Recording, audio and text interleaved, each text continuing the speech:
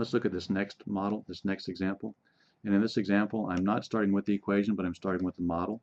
So the first thing I want them to do is figure out what the equation is.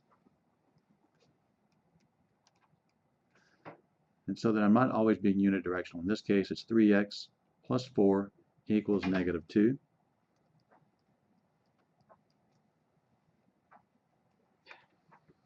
And again, I want to isolate my variables. So the first thing I want to do here is subtract 4 from both sides.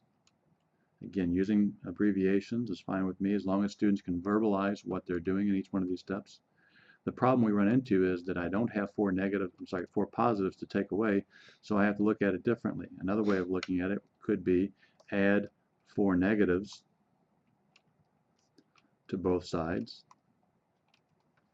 And so if I do that,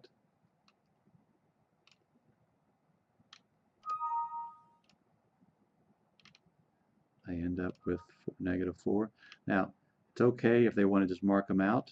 I'm okay with them just marking them out if they know that subtracting 4 and adding 4 negatives is the same.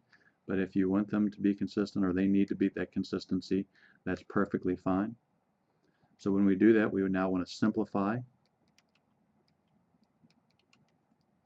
And when we simplify, we make our zeros, and the positive 4 and negative 4 add up to 0, and we end up with 3x equaling negative 6. So I'm going to go back over here now and say, well, we added negative 4 to both sides, and we ended up with 3x. That gave me 0, and we end up with negative 6. So now we want to partition or get 1x in each group, so we want to divide both sides into 3 equal groups. Again, that gives me 1x in each group. So I come over and I partition or divide them into 3 equal groups. There's 1x in each group. Over here, that means 2 negatives, 2 negatives, and 2 negatives in each group. So 1x is equivalent to 2 negatives. So I end up with 1x is equal to 2 negatives. So over here, the dividing, again, I have them write out the division symbol because I'm really trying to draw attention to what they're doing when they're dividing both sides into 3 equal groups.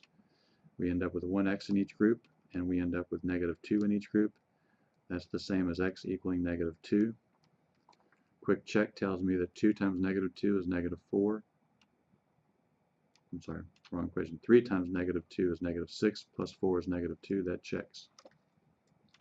Notice this time I didn't do all the modeling and the writing and then come back and do the algorithm. I did it as I went. It doesn't matter to me how the student does that as long, again, as they can convey their understanding of the model.